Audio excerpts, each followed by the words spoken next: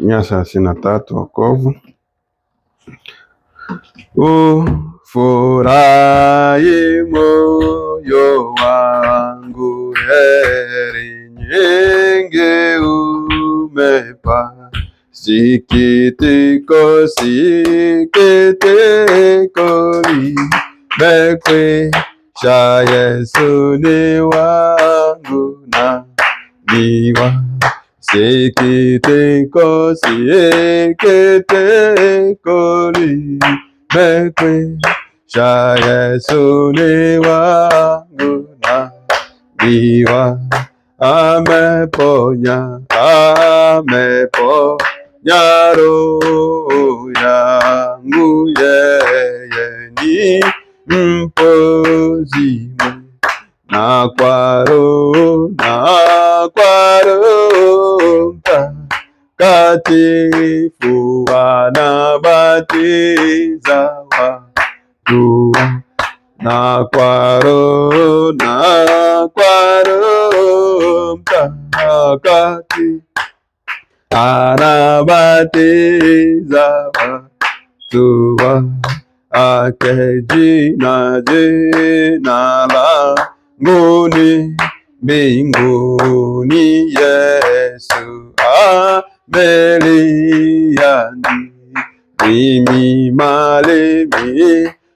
mali ya Mwokozi, hata milele na milele. Mali ya Mwokozi, hata milele na milele. Tasimama, some neno.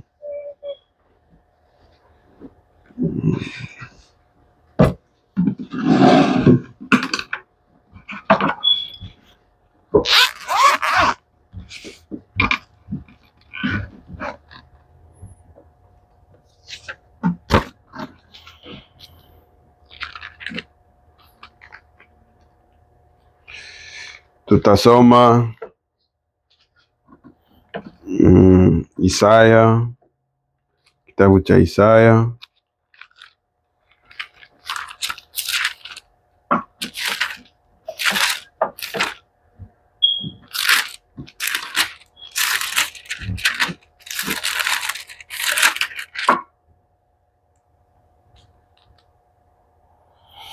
Isaya 18:1-3. Tunasoma kwa utukufu wa jina Yesu Kristo. Biblia inasema hivi: ole wa nchi ya uvumi wa mabawa, iliyoko mbali kupita mito ya Kushi, ipelekayo wajumbe wake kwa njia ya bahari, na katika vyombo vya manyasi juu ya maji. Nendeni wajumbe wepesi, kwa watu warefu laini, watu watishao tangu mwanzo wao hata sasa. Taifa la wenye nguvu, wakanyagao watu, ambao mito inakata nchi yao. Enyi watu mkaao katika ulimwengu wote, na wenyeji wa dunia, bendera ikiinuliwa milimani, angalieni, na wakipiga tarumbeta, sikieni. Amen. Tunasoma Ufunuo sura ya 8.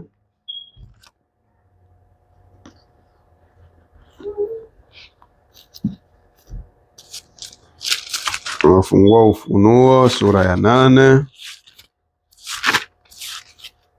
mstari wa kwanza pale.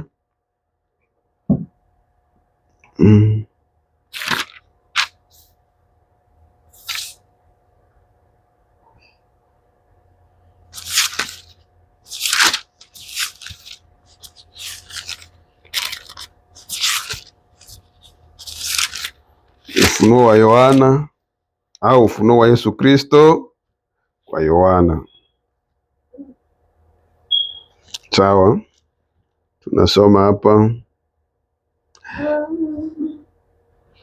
tutasoma mstari wa kwanza hadi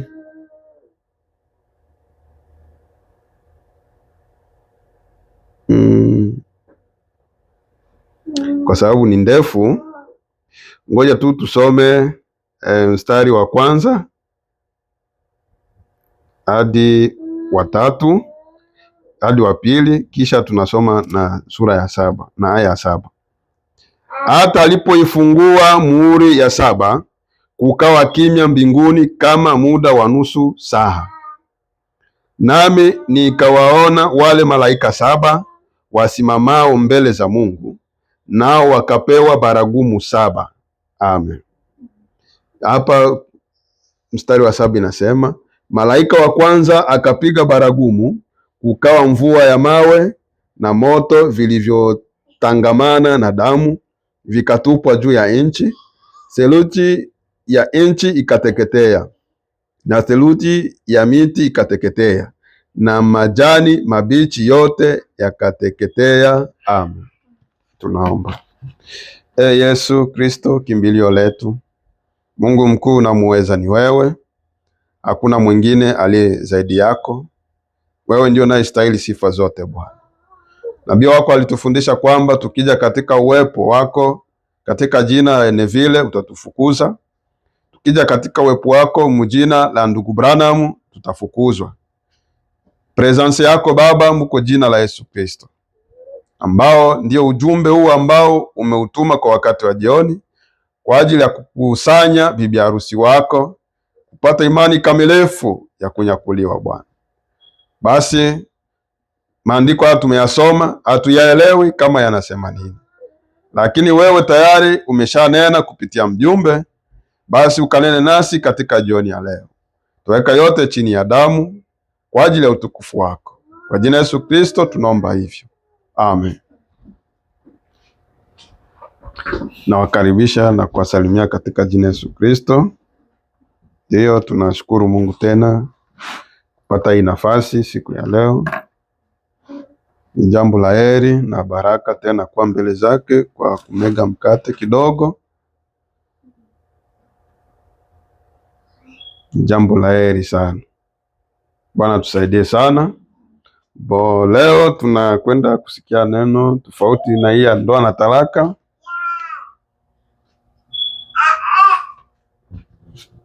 Leo tunaenda sikia somo tutajifunza nayo siku zote hizi, lakini ile anani kingali pale ya ndoa na talaka. Tutaangalia gisi Mungu atakuwa anatusaidia.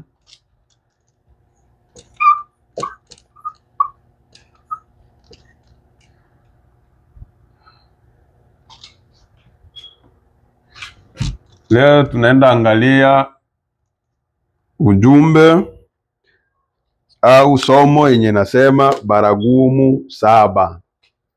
Baragumu 7, Isaya 18 1-3.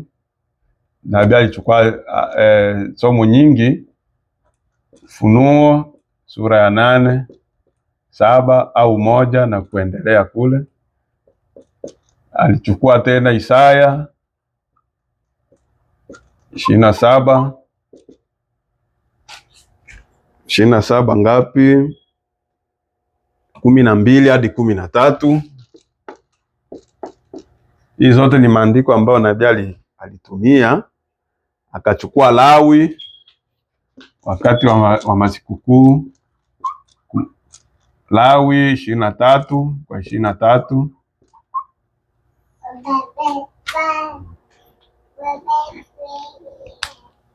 Bwana tusaidie sana. Sasa tumesikia hapa habari za baragumu 7 ambapo Ufunuo unakwenda kuviweka wazi, lakini tujue kwamba kama nabii anavyokwenda kutufundisha, kitabu cha Ufunuo sawa, ni kitabu cha mifano. Mifano ina maana ni kitu ambacho haviweki wazi, Si ni kweli? Si ndio? Mfano masembole, Kifaransa ndio inaongelea vizuri sembole, yaani ni kitabu ambacho kimefichwa, yaani haya maneno ambayo tumeyasoma humu Ufunuo sio vile ambavyo anavyomaanisha. Tunasikia vizuri? Yaani, na ndio maana unaweza ukasoma Biblia hii ukafikiri ndivyo inavyosema, kumbe ukija kusikia tafsiri inakuwa ni tofauti. Tunasikia vizuri? Unakuta fasiri inakuwa tofauti, lakini wakati uliposoma wewe uliona kama vile maandiko haya yanafaa nini, yanaeleweka.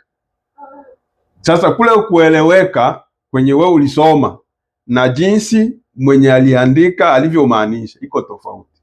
Sasa kwa kuelewa yale maandiko inabidi uelewe yale ambayo yule mwandishi aliyokuwa anaongea. Ndio maana nabii mara nyingi anasema kwamba wakati napokuwa nchi za ngambo, Meda wauniandikia barua, ananiandikia hivi: ndugu Bili, nimeshalalisha Bili Polo ameshalala, nimeshaosha vyombo. Unaona kwa sababu yeye anaelewa Meda anapoandika aina ya barua kama hiyo, anaelewa kwamba Meda anamaanisha kitu gani. Tunasikia vizuri? Lakini wewe kama mwingine mwenye uelewi hizo kode, utafaa nini? Utashindwa kuelewa kama inasema nini. Lakini pale utasoma tu kwamba Meda aliandikia Branham Muti kwamba ameshalalisha nani, Billy Paul ameshalala na ameshaosha vyombo na kadhalika. Si ndio? Vile utachukua tu kwa sababu ndio vile inasemwa pale au vile vinaandikwa pale, lakini mwenye anajua maana ni yule ambaye anaelekezewa nini, ili barua. Unasikia vizuri? Ndio afungua macho. Na ndivyo ilivyo kwa wakati wa leo. Ndio nabii akatoa maana ile ya kuandika katikati ya mistari. Mungu naye kwa wakati wa leo, wakati alipoandika hii Biblia kupitia kwa manabii kwa nyakati tofauti tofauti, kwa wakati wa leo naye ametuma neno ambalo hilo neno yeye ndo anajua kode, yeye ndo anajua siri haya maneno. Sasa wakati yeye Mungu alipogawa sehemu za neno kwa wakati tofauti tofauti, aliwapa kila watu sehemu ya kuelewa kile ambacho Mungu alikuwa anataka kusema kwa wakati kwa wakati maalum, kwa wakati fulani. Tunasikia vizuri? Kwa mfano kipindi cha Nuhu, walioelewa neno la kweli kwa wakati ni ile kundi ya watu ngapi? 8. Ndio ambao walielewa neno kwa wakati wao. Wao ndio walielewa maana ile barua ile kusoma katikati ya mistari. Wao ndio walielewa. Na kwa wakati wa leo kile ambacho Mungu anajua ama kile ambacho bibi harusi anachokielewa ni baada ya yeye kutumiwa neno ambalo kwa ulimwengu wa nje ni siri, ni masembole, ni mifano kwao, ni vitendawili, hawawezi kuelewa. Tunaona hata wa Pentecost madhehebu si wanatumia hii Biblia moja. Eske wanaielewa? Hapana. Na wanaandika, na usishangae hii andiko ambayo tumezisoma, hizi andiko ambayo tumezisoma hapa, yawezekana wenyewe wanakuaga wanazisoma. Unasikia huko lakini hawaelewi kama ilisema nini. Kwa sababu iko kode, imewekwa siri, ni password. Sasa kwa wakati wa leo, kwa sababu Mungu alisema kwamba wakati wa mwisho yeye atatuma nabii, na huyo nabii ataleta neno kwa ajili ya kufunua, atapewa neno ya kufunua siri ambazo Mungu alikuwa anazificha tangu zamani kulingana na Ufunuo 10.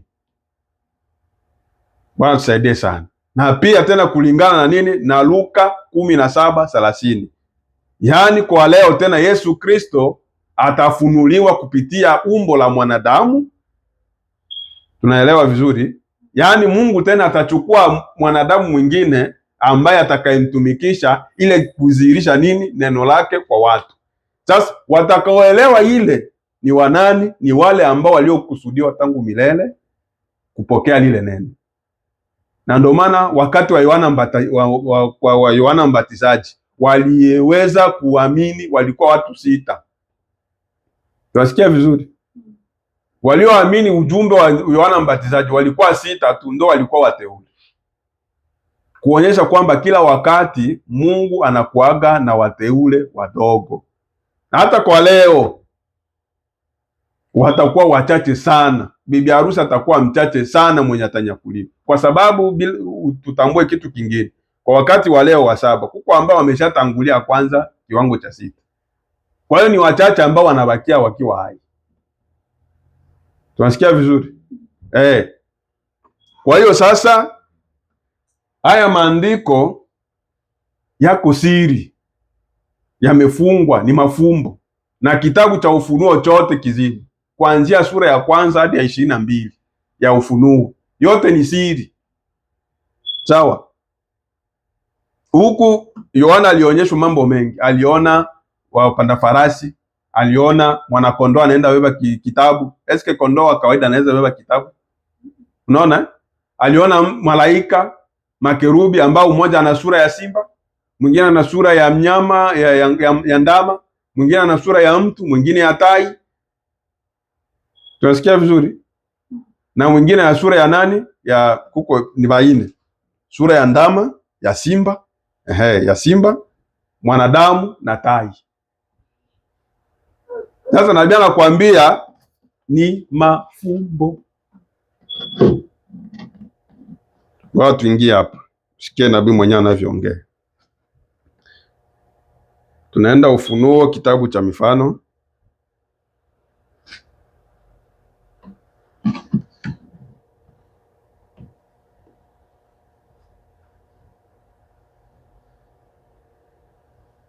Ufunuo, kitabu cha Mifano, tarehe 17 mwezi wa 6 56.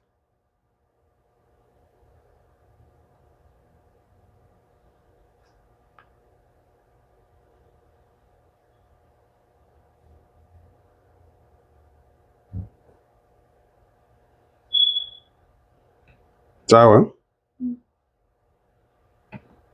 Aya ya 16 nabii anasema hivi. Tunaweka msingi leo kwa ajili ya somo yetu ya baragumu 7. Hapa ni somo kubwa hii, tena ngumu. Itabidi kujiandaa vizuri sana. Ni somo kubwa tena ngumu, na tena itasaidia kujua wapi kwenye tuko, sehemu yenye tuko kihistoria ya neno, kulingana na neno tuko wapi. Tunasikia vizuri? Kuna bakia nini? Kwa sababu watu wanaweza wakawa kwa mkanisa mnaloingie tu, anarizika tu, anaenda kukanisa, hayapata hata muda wa kutafuta Roho Mtakatifu au kumuomba Mungu kama jivi nishajazwa Roho Mtakatifu, kwa sababu Mungu anajua yeye Roho Mtakatifu tu, hajui kama uko muamini wa miaka mingapi. Tunasikia vizuri? Hata gisi niko hapa, Mungu aangalie mimi kusimama hapa. Mungu hajali vile vyote. Kama ni hivyo Mafarisayo wangeokolewa, kwa sababu haya maandiko walikuwa wanayajua yote, na walikuwa wanajua Yesu atazaliwaje. Lakini ukweli ulipodhihirika wa Yesu mwenyewe kuonekana, bakaepa. Na ndio maana walifanya nini? Walihukumiwa, kwa sababu walikataa dhambi, walimkataa Yesu kimakusudi. Walikuwa wanajua yeye ndo Masihi. Unasikia vizuri? Na ndio maana siku moja Yesu aliwauliza, wakati walimuuliza kwamba anahubiri na anabatiza kwa mamlaka gani, wakamuuliza, nyie nataka niwaulize, mamlaka ya Yohana Mbatizaji ya kubatiza alipewa na nani? Bali kwa anajua maandiko ya nani, ya kuhusu Yohana Mbatizaji, kama yeye ndiye Eliya, yeye ndiye ambaye anaandaa kuja kwa Masihi. Kwa sababu Masihi Kiyahudi, hakuna mtu ambaye anaweza akajiita kwamba yeye ni Masihi usiwe mtu wa kumwandaa. Unaona? Ilikuwa inabidi wewe ukijiita huko Masihi, tuangalie mwenye alikuandalia njia ni nani. Sasa wakasema sie tukisema kwamba eti nguvu zenye alitumika nazo Yohana Mbatizaji kwa kubatiza watu zilikuwa za Mungu, atauliza nini? Kwa nini hamkusadiki? Na tukisema kwamba hatujui, sawa, watu watatupiga mawe, kwa sababu hapa wote wanajua kwamba Yohana alikuwa nani? Nabii. Ndio maandiko inavyosema.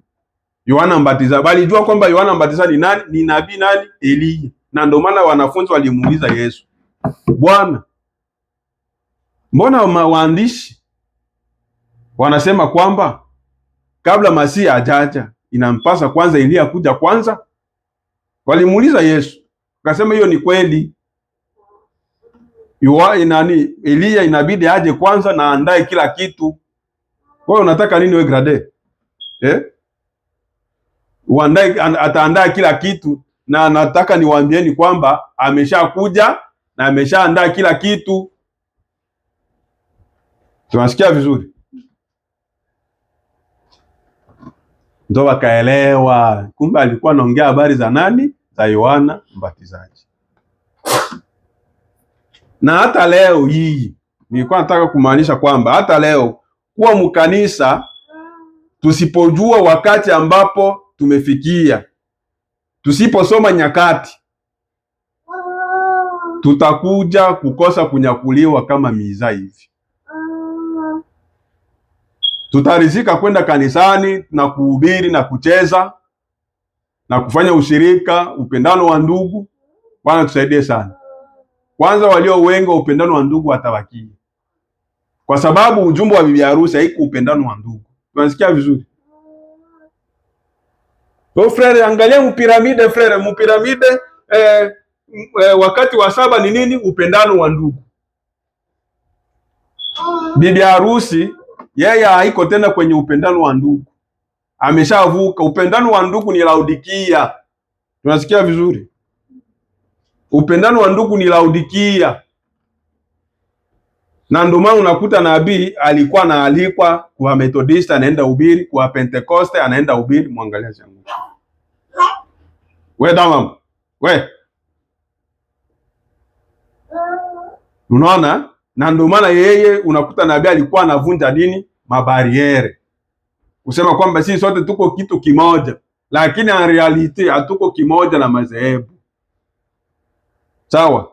Kama tungelikuwa kimoja, ile makanisa ya ujumbe, ile makanisa ya madhehebu ambayo nabii alikuwa anaenda kuhubiri akabadilika akawa makanisa ya ujumbe, isingebadilika, singebakia tu wa Methodist. Nabii anasema kwamba kuko makanisa ambayo yalikuwa kidhehebu, lakini baada ya kupokea ujumbe ikabadilika ikawa kanisa ya ujumbe. Nabii nishazisoma hizo jumbe.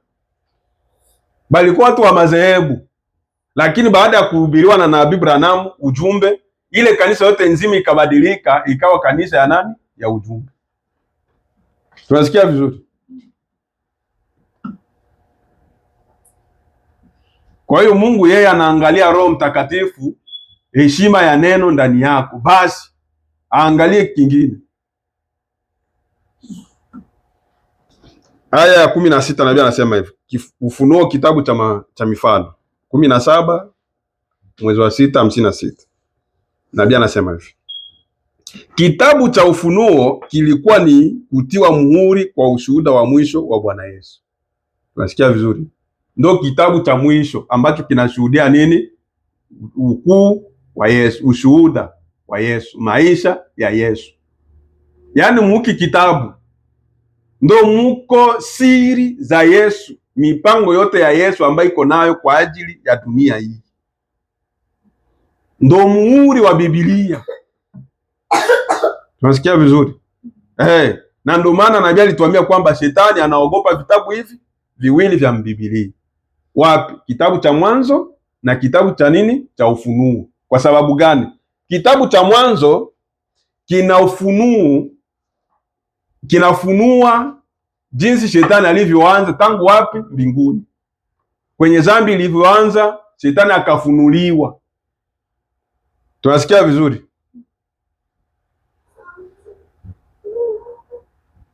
Peleka kwa Biblia.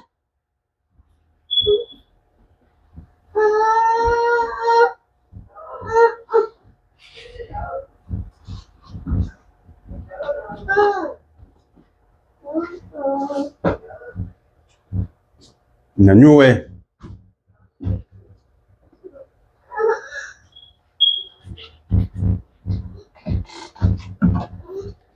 No, vitabu viwili ambavyo shetani anaogopa kwa sababu ndio vinamfunua. Mwanzo inafunua jinsi alivyoanza, na Ufunuo inaenda kufunua jinsi yeye anakwenda kujificha. Ndio vitabu viwili ambavyo shetani waga anavyogopa, ndio nabii alivyotuambia, kwa sababu ndio vinaonyesha mwanzo na mwisho wa shetani. Tunasikia vizuri? Kwa sababu mwanzo ukisoma Ufunuo ndio utajua wapi kwenye shetani ataishia, au wale wote waovu kwenye wataishia.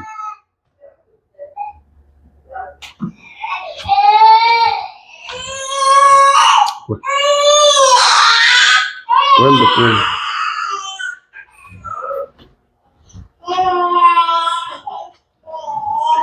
Kitabu cha Ufunuo kilikuwa ni kutiwa muhuri kwa ushuhuda wa mwisho wa Bwana Yesu, nacho kilitolewa sura ya kwanza. Tutaanzia hapo.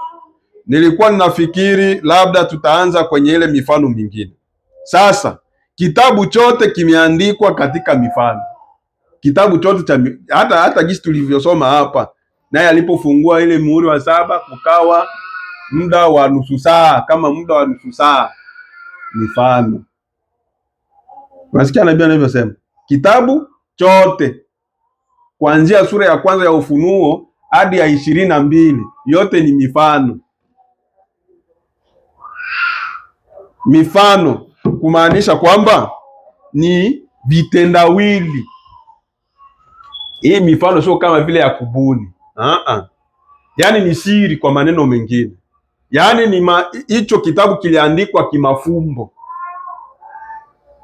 Tunasikia vizuri? Kwa sababu muko simba akaona mnyama anatoka chini ya bahari na ana vichwa 10. Kuko maandiko yenye nasema hivyo. Ana vichwa 10. Ingine akaona mwanakondoo ana pembe 2.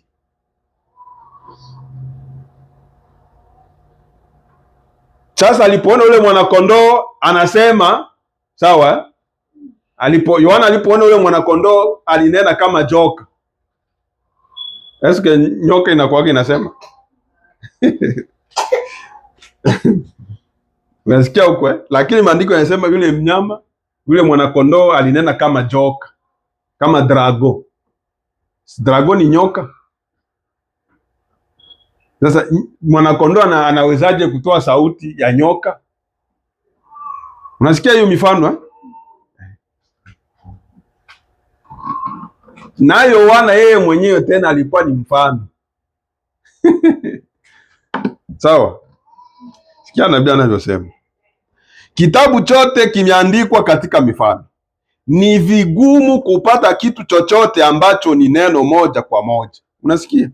Ambapo utaliweka moja kwa moja na kusema ni kwa mfano, ni kwa mifano. Naye Mungu ana njia ya kufanya jambo hilo. Na sababu ya kufanya jambo hilo, Mungu hafanye kitu bila kuwa na sababu ya kukifanya. Na mtu yeyote, hili ni darasa sasa. Hivi mtu yeyote angelifikiria sababu ya yeye kufanya jambo hilo? Hii hapa, ili kwamba angeweza kuyaficha macho yenye hekima na akili na kuwafunulia watoto wachanga ambao wangejifunza. Nasikia sababu ya Mungu kuweka hiki kitabu kwa mifano. Ilikuwa kwa sababu ya kuficha wale ambao wako na hekima na maarifa ya dunia hii. Wasielewe. Wale wajuaji, wale ambao wanajifanya kwamba wanajua mambo ya Mungu, wasielewe. Lakini yeye Mungu mwenyewe kwa utashi wake ajifunue kwa nani? Kwa watoto wachanga ambao wanahitaji kufanya nini? Kufundishwa. Tunasikia vizuri? Ndio sababu ya hiki kitabu cha Ufunuo kuwekwa katika mifano. Na ndio maana hata Yesu alivyokuwa anahubiri anaambia watu. Wanafunzi tena walikuwa wanamuuliza, Bwana, mbona tukiwa hasarani na neno kwa mifano? Imekuwaje? Eti ni kweli niko nasema kwa mifano, wasikie lakini wasielewe.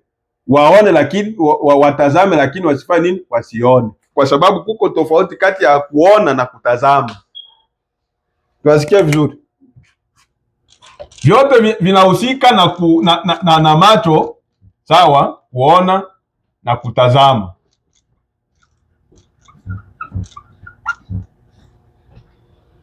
Mkifaransa iko regarder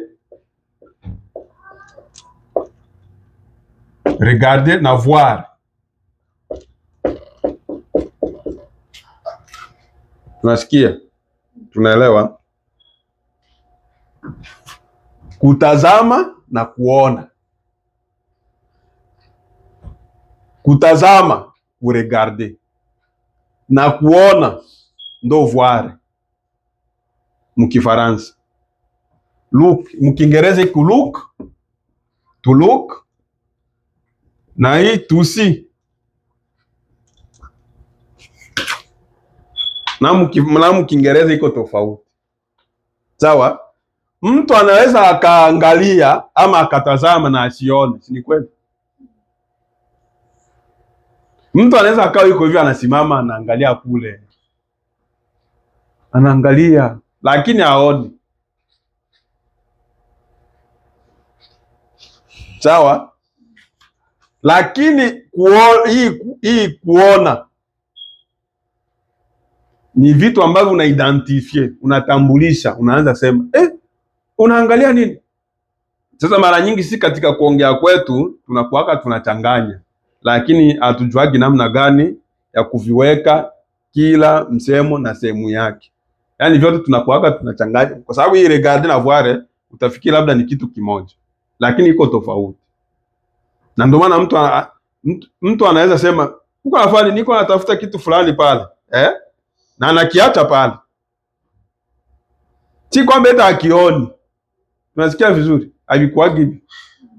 Unakuta mtu atabakia hapo iko anazunguka anatafuta kitu na anakiona kiko pale vile. Unakuta mwingine akija huko anatafuta alafu hiyo hapo ndio yeye, si kwamba yaeta kukuwa na iona alikuwa naiona, lakini sasa ile zamiri ya kusema kwamba ndo hiki tena inatafuta haikuwepo. Unasikia vizuri? Sasa ndo gisi Mungu naye alivyofanya kwa maandiko yake kwenye Biblia yake, kwamba huko wasomi wenye hekima ya ulimwengu huu ambao wao hawana lengo ya kupata uzima wa milele. Wao ni kuenda kuchunguza tu Biblia na kuwa kama vile na kuisahihisha, kusema hicho Biblia ni batu bande hiki Mungu talemo taule tu ya Biblia abakwage sasa yule vile kulingana Mungu alivyosema hawezi akaelewa hata kama ataenda kuisoma. Tunaona bedaki banakuwa wanasoma Biblia, batasoma Biblia na wanaanza weka Lumumba iko hebu, wanaanza sema hii ilikuwa ni andiko ya Lumumba, hii emeripetisi Lumumba alifanya hiki, kama vile Musa naye alikuwa mtetezi, Lumumba naye akafanya hivi. Ya bongo. Eske Musa ilimaanisha kwamba ni Lumumba? Unasikia huko anatumikisha na yeye Biblia, lakini ile maandiko kwake ni giza, anafungiwa, hawezi elewa. Ndio maana Yesu alikuwa anawaambia nyie mko na heri kwa sababu ya mko na heri kwa sababu nyinyi mmeteuliwa kujua siri za mbinguni za ule ufalme. Lakini nilinasema hivi wakiangalia wasione, wasikie lakini wasifanye nini? Wasielewe. Vile ambayo Yesu alikuwa anaongea kule nje, walikuwa nasikia lakini kuelewa hakuna. Nasikia vizuri. Na ndio kisi Mungu alifanya hiki kitabu cha Ufunuo. Ukiangalia makanisa yote ya madhehebu bala jisomaka lakini hawaelewi. Kwa sababu gani? Kimewekwa siri. Utakuta miaka na miaka mkanisa za madhehebu hawaisomagi ile kitabu cha Ufunuo. Hiyo kitabu mbala eti ni pori. Na ndo gisi ilivyo. Ushaona mtu anatembea juu ya mataa? Si huko Ufunuo inasema Yohana alipoangalia nyuma hivi akaona mtu fulani anasimama katikati ya vinara vya taa 7 anatembea. Akaona mwanamke iko wapi? Iko mjua. Si ni kweli? Ufunuo 12 kule. Na ilionekana ishara nyingine mbinguni, mwanamke akiwa wapi? Ndani ya jua. Sawa? Kwenye miguu iko na nyota, kwenye mikono kwenye mikono kama kondoko nyota, kwenye miguu kuko nini? Mwezi. Anaikalia mwezi. Ushabiona wapi? Mwanamke gani? Naona hiyo siri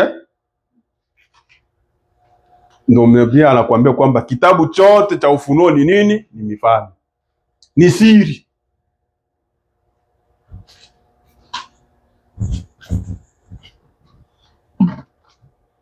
Tunaelewa? Ndio hivyo. Nabii anasema hii ni darasa sasa. Hivi mtu yeyote angelifikiria sababu ya yeye kufanya jambo hilo? Nabii anauliza mtu yeyote hapa angejifikiria kwamba kwa nini Mungu alifanya vile, kuviweka mifano hii hapa, ili kwamba angeweza kuyaficha macho yenye hekima na akili na kuwafunulia watoto wachanga ambao wangejifunza. Hivi si yeye ni mwema kutufanyia namna hiyo? Unasikia? Je, Mungu hakutufanyia neema kuficha wamoja na kufunulia wengine? Unasikia? Watu huko wanajiuliza hiki kitabu kinamaanisha nini? Na ndio maana nasemaka hivi, mwenye atakosa kunyakulia mwili ujumbe hii iko na laana moja ajabu, kwa sababu siri zote ambazo Mungu alikuwa anazificha kabla misingi ya ulimwengu, kabla dunia haijakuwepo, kabla yeye Mungu akingali wapi umilele, siri zote zimefunuliwa kwa leo. Tunasikia vizuri? Hakuna siri, hata kuja kwa Yesu haiko siri. Sawa? Yesu alisema eti atakuja kama mwizi. Mwizi anakuaga na aga. Yesu aisha akuagia, sasa kuambia atakuja kama nani? Hiyo ni siri tena. Ewan. Siku yenye nitakuja kwako nitakuja kama mwizi. Au uelewi hivyo? C'est-à-dire muda atakui. Sasa kuambia siri hivyo. Haya kuambia siri. Hakudetermine siku, lakini aisha kuambia ishara yeye kuja. Atakuja kama nani? Mwizi.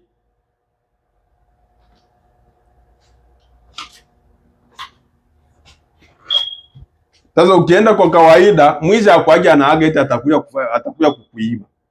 Kushakuwa mwizi wa kusema hivyo. Lakini yeye mbona alisema sasa? Unapaswa sasa kuelewa maandiko. Unakaa chini unatafakari. Yeye alisema anakuja kama mwizi. Aje. Na wakati mwizi akwaje anaaga. Sio iko tofauti. Aisha kuambia siri gisi atakavyokuja hivyo ndio gisi atakavyokuja. Na ndio maana bibi harusi wakati firimbi ya mwisho kilie, yeye ataelewa kwamba mzee aishakuwa mlangoni pale anakuja kunichukua. Siku yenyewe alikuwa anasema imetimia sasa. Na ndio maana nabii alitoa mfano ule jamaa, baba yake alikuwa tajiri, akamwachia kanzu mpya asiichafue. Akamwambia ukichafua hii, ujue mimi na wewe vinaisha, sitakuoa tena, nitaoa mwingine. Nabii alitoa mfano kwenye Muhuri wa 5. Alisema hivyo.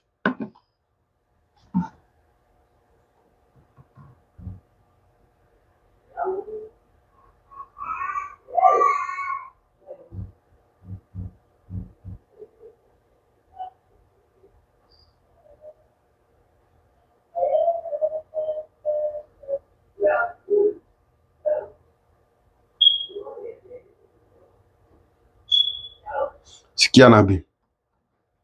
Sasa kama wanachuoni mashuhuri na kadhalika walikuwa na injili yote jinsi walivyoipanga, hatuna budi kukubaliana na jambo hili. Ndipo wangetoka hapa nje na kufanya kila namna ya mapokeo na kadhalika, nasi tungekuwa na wakati mbaya sana. Unasikia huko? Laiti huu ufunuo ambao nabii anakwenda kutuambia, laiti hii siri ambayo iko ndani ya Biblia, hao wasomi ndio wangepewa. Sisi ambao wenye hatukusoma tungekuwa na shida sana. Ndio nabii anasema. Tunasikia? Sisi ambao tukusoma wenye hawana elimu tungeteseka.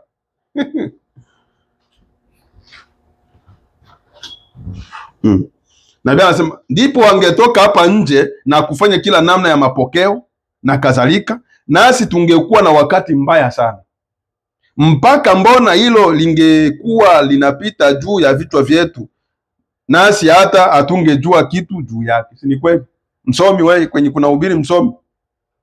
Sima moja hata wajabu hivi itaenda ogotwa kule ili aone mahubiri yake yaonekane kama ni ya kisomi. Yaani watu wangekuwa wanatoka makanisa hakuna nini? Hakuna kuelewa. Kwa sababu gani? Mlipata mhubiri wa kielimu. Nasikia huko dogo, kaa vizuri. Nabii anaendelea,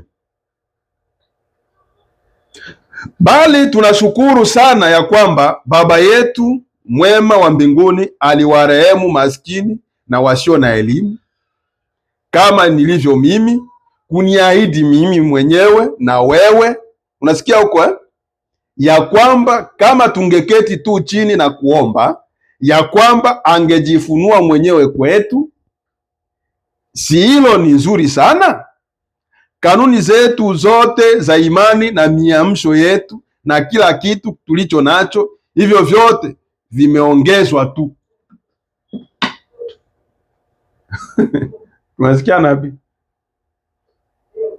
Mungu hahitaji hivyo vyote, anahitaji wewe kaa chini uombe Mungu na usikilize neno lake.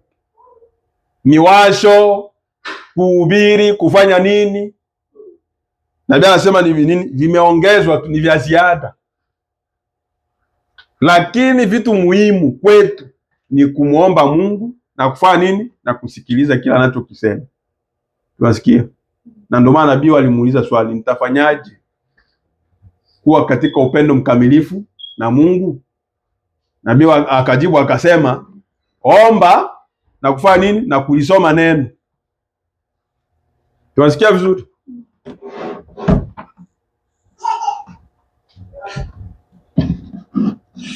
Sasa tuna somo yetu hapa ya baragumu 7.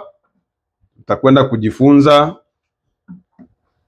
hizi baragumu, tuelewe kama ni kitu gani.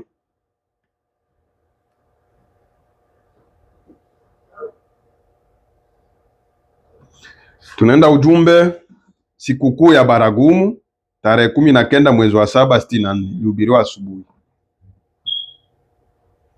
Aya ya 28 hapa, ukisoma hapa kwenye aya ya 28 ndio kwenye nabii alitoa andiko ya Isaya 20:23 ya Lawi, samani, mambo ya Walawi. Hapa anasema hivi, aya ya 28, basi somo langu asubuhi hii ni sikukuu ya baragumu. Nataka kusoma sasa kutoka aya ya 23 ya sura ya 23 ya mambo ya Walawi. Nasikia sasa hii tunatoa hii andiko, lakini iko tofauti na baragumu 7. Sawa? Tunaelewa?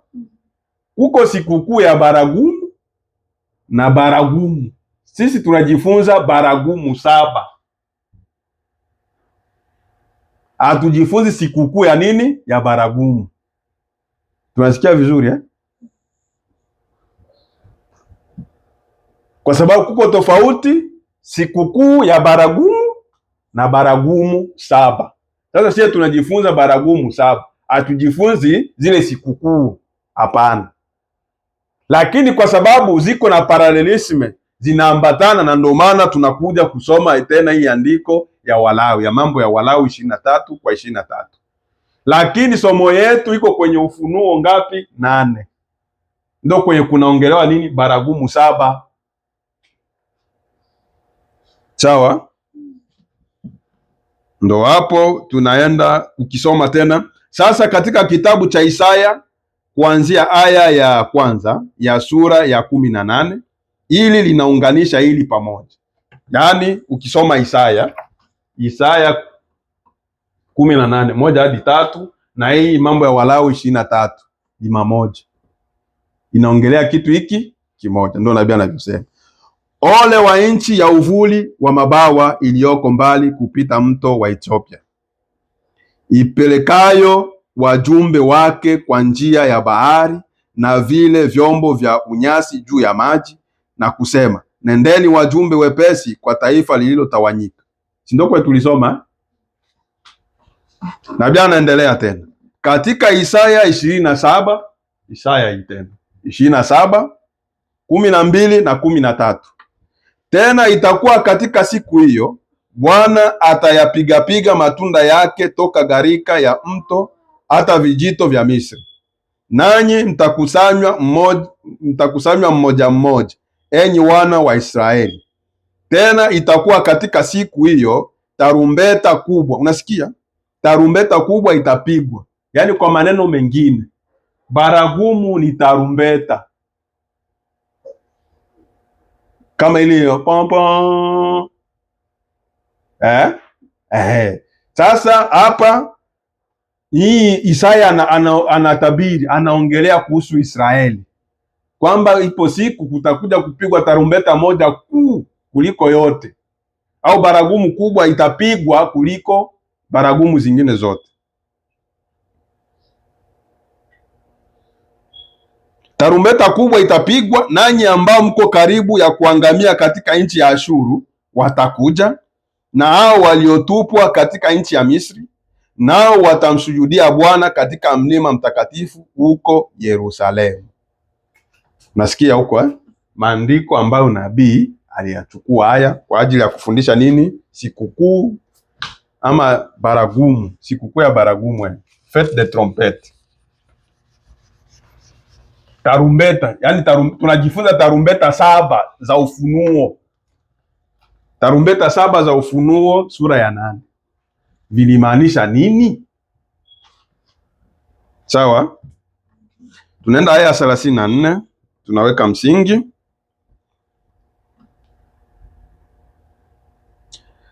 Aya 34, nabii anasema hivi: sasa sikukuu ya baragumu. Sasa hili lilikuwa ni kusanyiko la Israeli. Unasikia huko? Hizi baragumu, hizi tarumbeta zinahusu Israeli, Wayahudi. Inahusu nani? Kwa maneno mengine, Yakobo. Sawa, Yakobo si ndio Israeli? Alibadilishwa tu akawa Israeli, yaani mrisi pamoja na Bwana. Sawa, baragumu hizi zinahusika tu kwa wanani? Kwa Wayahudi au kwa Israeli. Sasa hili lilikuwa ni kusanyiko la Israeli ambapo walikusanyika pamoja, ile sikukuu ya baragumu. Basi nimekuwa nikikusudia kwa muda kuzungumza juu ya somo la baragumu 7 katika kitabu cha Ufunuo. Unasikia? Nabii alikuwa amekusudia kufanya nini? Kuzungumza.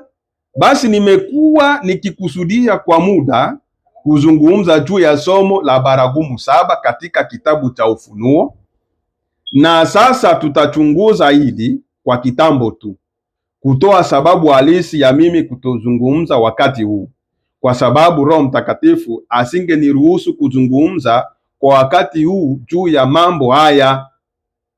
Juu ya mambo gani? Ya baragumu 7 za Ufunuo sura ya 8. Sawa? Mungu alikuwa bado hajamruhusu kufundisha hivi. Kwa hiyo ndo akaanza kufundisha kwanza nini? Sikukuu ya baragumu. Sawa?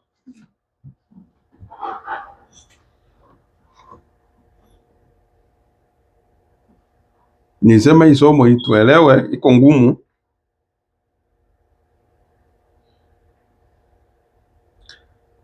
Najua hilo lasikika kuwa la kitoto sana, labda kwa watu wenye kisomo kikubwa na akili, bali kwa Mkristo ni tofauti.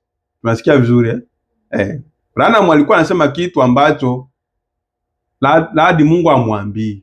Asingepanda tu kumibari na kujiavantirie tu na kujiamulia tu kwamba leo tutasikia somo fulani. Hapana. Tunasikia vizuri. Na nabii anasema kwamba labda ninavyoongelea hivi, yule mwenye ana akili nyingi ya elimu atafikiri labda anafanya kitu cha kitoto. Hakuna shida. Lakini kwa yule ambaye ni Mkristo wa kweli, anaelewa experience ya Ukristo jinsi inakuaga. Mtu akishakuwa msimamizi wa watu katika ulimwengu wa roho, hawezi akafanya chochote anachokitaka. Anasubiri uongozi wa nani? Wa Roho Mtakatifu. Si ni kweli? Au sio kweli? Nabii anasema lakini kwa Wakristo wanatambua hili. Kwa Mkristo ni tofauti. Tunafuata uongozi wa Roho huo pekee. Basi nimeanza kuona wakati wa kuhubiri zile nyakati 7 za kanisa ambazo ni kielelezo au utabiri wa yote ambayo Mungu alikuwa atende kwa ajili ya yale makanisa. na kupitia katika yale makanisa na kuyaweka mahali pake. Nasikia huko Unaona kisi nabii alienda hatua kwa hatua, kisha alianza fundisha masomo. Alianza nyakati 7 za kanisa akaja kuingia sikukuu ya baragumu kabla hata ya kwenda kufunua mihuri 7. Alianza kufunua kwanza nyakati 7 za kanisa, akazionyesha kwa msaada wa Roho Mtakatifu hadi kwenye ilikuwa sasa ufunuo wa mihuri 7, na hivyo alikuwa ashahubiri hata majuma 70 ya Danieli. Na ndio maana kwenye ile mihuri 7 alikuwa anaanza kuuliza watu, je, mnakumbuka sasa kwenye yale masomo ya majuma 70 ambako tuliongelea juu ya kitu fulani? Ndo hapo kwenye mihuri huu fulani ilikuwa inamaanisha hiki hapa ambacho kiko kwenye mihuri. Tunasikia vizuri? Nabii anavisema hivi. Sura 3 ya kwanza za Ufunuo Sura 3 za kwanza za kitabu cha Ufunuo zinafunua matukio yote kwa kanisa. Tunasikia vizuri? Ukisoma Ufunuo sura ya kwanza inahusu kanisa.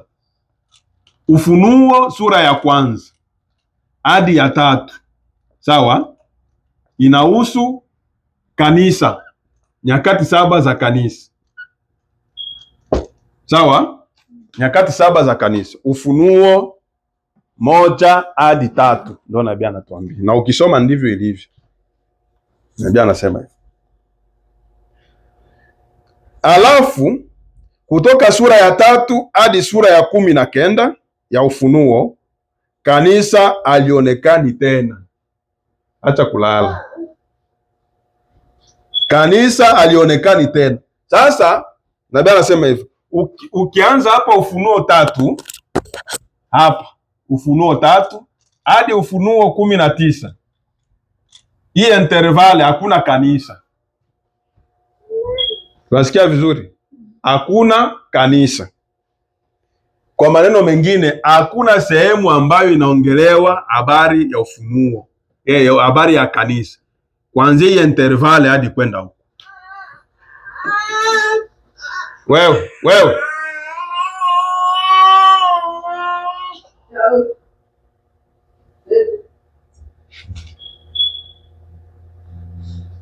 tuko tunaelewa? Nabii anasema hivi, kanisa alionekani tena, kanisa linapaa. Alafu kutoka sura ya 3 hadi sura ya 19 ya Ufunuo, kanisa alionekani tena, kanisa linapaa katika sura ya 4 ya Ufunuo. Unaona kwa kuko unyakuo, sawa, ni kwenye Ufunuo sura ya 4. Ufunuo sura ya 4 ndio kunyakuliwa. Hapa ndo unakuta wahubiri wengine machachari, waongo, sawa. Hapa ndo anasema kwamba huo mfano wa sura ya 4 ya Ufunuo ambao unamaanisha kunyakuliwa, na ndo nabii anavyosema kwamba Yohana alikuwa anamaanisha kanisa ambalo lililonyakuliwa. Tunasikia vizuri? Sasa ndo anakuambia hapa tayari baada ya nyakati 7 za kanisa, si ndo hapa kutatu 1 hadi 3, sawa. Baada ya nyakati 7 za kanisa kuisha, ni kufanya nini? Ni kunyakuliwa. Ni kweli? Si tuko wakati wa 7 hivi? Yaani tunasubiri ni nini? Si kunyakuliwa. Sasa ndo wanakuambia hivi, eti kwa sababu nyakati 7 za kanisa zimeshaisha, kwa hiyo kanisa limeshaingia wapi? Kunini? Kwa kunyakuliwa. Sawa? Tutaendelea polepole katika sura ya 4 ya Ufunuo, na linarudi kanisa linapaa katika sura ya 4 ya Ufunuo, si ndio kunyakuliwa hii? Na linarudi katika sura ya 19 ya Ufunuo. Hapa Ufunuo 19 ndo bibi harusi anakuja na bwana harusi. Bibi harusi na bwana harusi pamoja wakija duniani. Nasikia? Na ndipo kutoka sura ya 19 hadi kumalizia sura ya 22, yote ni juu ya utawala wa miaka 1000 na yale yatakayotukia katika miaka itakayofuata. Unasikia huko? Unaelewa gisi tumezigawa hapa, nabii gisi amegawa kuanzia Ufunuo moja, ngoja niandike vizuri hapa. Ufunuo 1 hadi 3 inahusu nyakati 7 za kanisa. Sawa? Ufunuo sura ya 4, unyakuo wa bibi harusi au kanisa. Sawa? Sasa kuanzia hii 3, sura ya 3 kama nabii alivyosema, hadi Ufunuo 19, hapa ni ujio wa nini? Ngoja nirudilie tena.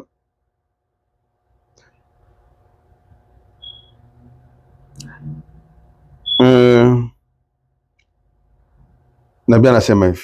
Alafu kutoka sura ya 3 hadi sura ya 19 ya Ufunuo, kanisa alionekani. Hapa hakuna habari ya kanisa hapa katikati, yaani kuanzia sura ya 5 hadi 18 ya Ufunuo, sitadire kuanzia Ufunuo 5, sawa, hadi 18 hakuongelewe kuhusu nini? Kanisa. Acha kulala. Sasa kuingia sura ya 19 hadi 22, tunaona hapo kuko nini? Nabii anasema, na linarudi katika sura ya 19 ya Ufunuo, bibi harusi na bwana harusi pamoja wakija duniani. Si ndio Ufunuo 19? Bibi harusi na bwana harusi banakuja kutoka wapi? Mbinguni. Wameshaenda kufanya nini? Ile miaka 3.5 kusherehe ya mwanakondoo. Sasa nabii anasema kutoka sura ya 19 hadi 22 ya Ufunuo ni utawala wa miaka 1000, milenium.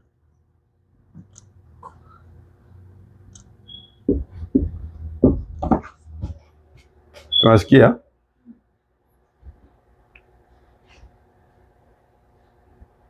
Na ndipo kutoka sura ya 19 hadi kumalizia sura ya 22 yote ni juu ya utawala wa miaka 1000 na yale yatakayotukia katika miaka itakayofuata. Katika kipindi cha ya 4 hadi 19 Mungu anawashughulikia Israeli. Unasikia? Ufunuo 4, kuanzia Ufunuo 4, sawa, hadi Ufunuo 19. Kwa maneno mengine, kwa sababu hapa hii 4 inawakilisha kanisa la kimataifa kunyakuliwa, ina maana kuanzia Ufunuo 5 hadi 18 Mungu anashughulikia na wanani? Na Wayahudi. Tunasikia? Dok, ni nini? Unasikia nini? Unatoka? Unasinzia? Muda wetu unaisha. Tumeelewa hapo? Narudilia. Na ndipo kutoka sura ya 19 hadi kumalizia sura ya 22 yote ni juu ya utawala wa miaka 1000 na yale atakayotukia katika miaka itakayofuata. Katika kipindi cha ya 4 hadi ya 19, sura ya 4 hadi 19, hata kulala.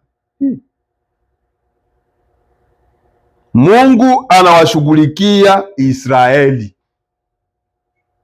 Yaani kwenye hii intervale hii ya kutoka 3 hadi 19, hapo katikati ni Mungu akishughulikia wanani? Wa Israeli. Unasikia nabii anavyosema? Tuelewe vizuri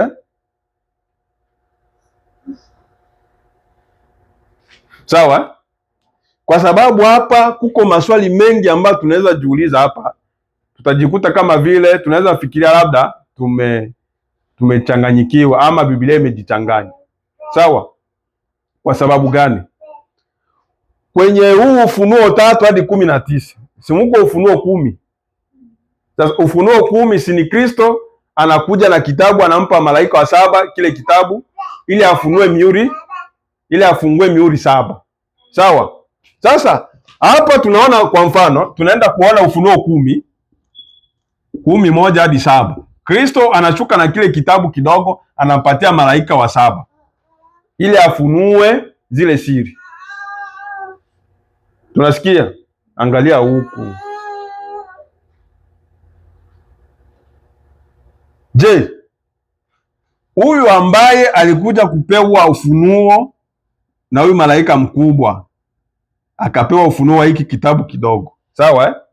Ili afunue hizo siri, alizifunulia wapi? Na wakati huku kanisa limeshanyakuliwa. Unasikia?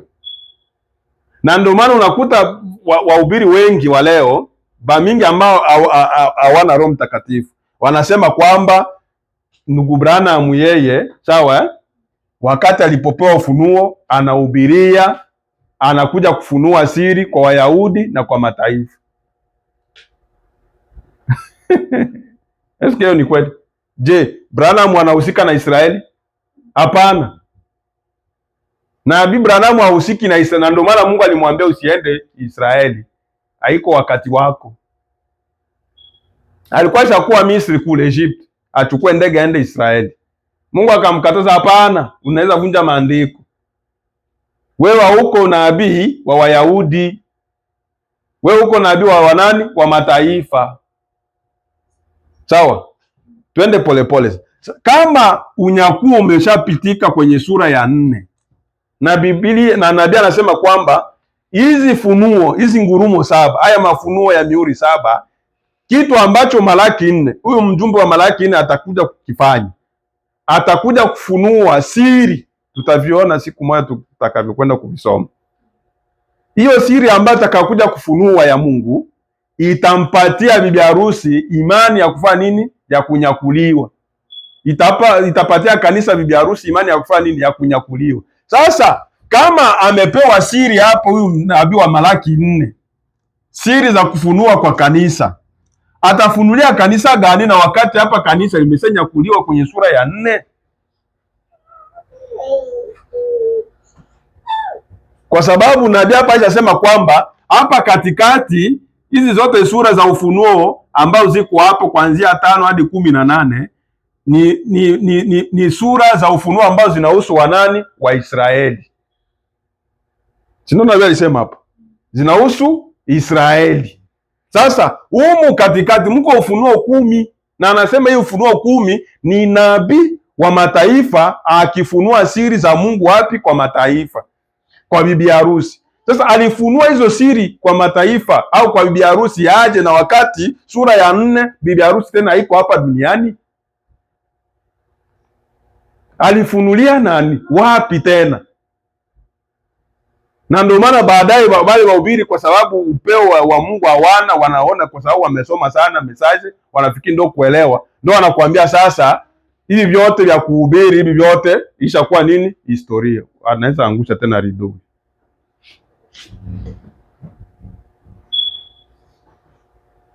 Mpeleke kwa bibi.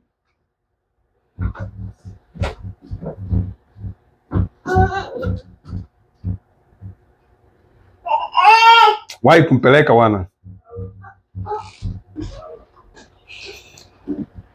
Tumesikia kidogo hapo eh? Yeye anakuja kufunulia bibi harusi huyu ambaye atakayenyakuliwa hapa. Sasa inakuwaje aje afunue hizi siri na wakati bibi harusi hapa kwenye sura ya 4 ameshanyakuliwa? Naona complication hiyo. Si ndio nabii alisema? Hivi yote si nabii ndo alisema hapa sasa hivi. Hapa. Sura 3 za kwanza za kitabu cha Ufunuo, na tutamalizia hapa 37. Sura 3 za kwanza za kitabu cha Ufunuo zinafunua matukio yote kwa kanisa. Si ndio nyakati 7 za kanisa? Ukisoma Ufunuo sura ya kwanza hadi sura ya 3. Nyakati 7 za kanisa. Alafu kutoka sura ya 3 hadi sura ya 19 ya Ufunuo, kanisa haionekani tena. Kanisa linapaa katika sura ya 4 ya Ufunuo. Kufika sura ya 4 ya Ufunuo ni mfano wa unyakuo. Yohana vile alivyonyakuliwa kiroho, kwa sababu aliponyakuliwa ndo mlango ukafunguka wapi? Mbinguni. Ndo akaanza kuona wakati maandiko yanasema baada ya hayo, nabii anasema baada ya nyakati 7 za kanisa kuisha, mimi Yohana nikanyanyuliwa. Unaona? Ngoja nisome hapa Ufunuo sura ya 4, usikie hapa gisi ninavyosema. Ngoja tuwaiwai kwa sababu muda unaisha.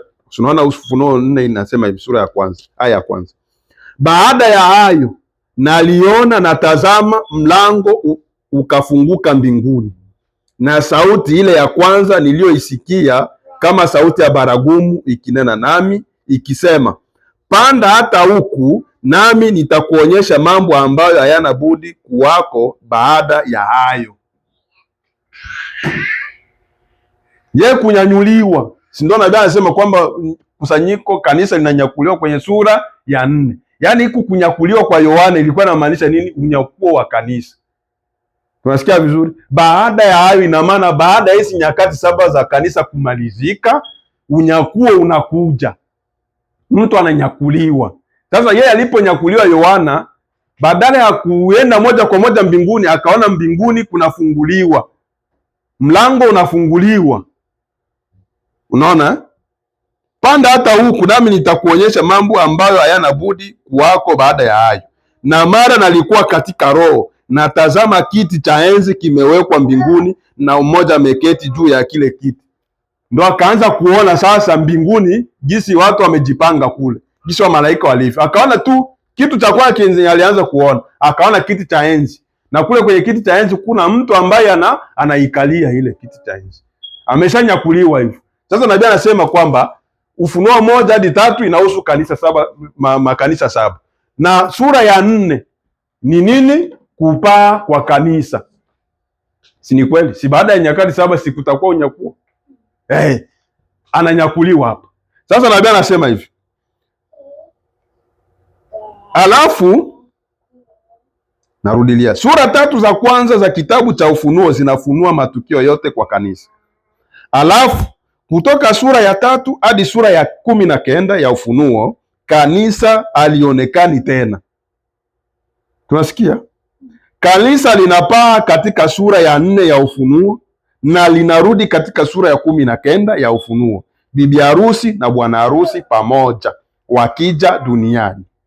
Na ndipo kutoka sura ya 19 hadi kumalizia sura ya 22, yote ni juu ya utawala wa miaka 1000 na yale yatakayotukia katika miaka itakayofuata. Katika kipindi cha ya 4 hadi ya 19, sikia nabii sasa. Katika kipindi cha Ufunuo sura ya 4 na hadi 19, Mungu anawashughulikia Israeli.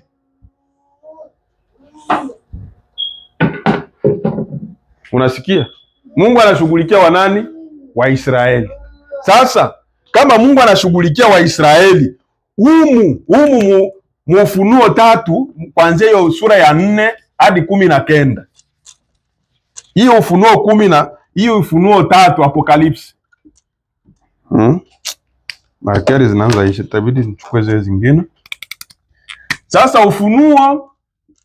Ufunuo sura ya 4 hadi 19, nabii anasema hapa ni kunyakuliwa, enlèvement ya kanisa, sura ya 4, yaani kuanzia 5 sasa hadi 18, kwa sababu 19 bibi harusi huyu mwenye alinyakuliwa hapa anaanza rudia.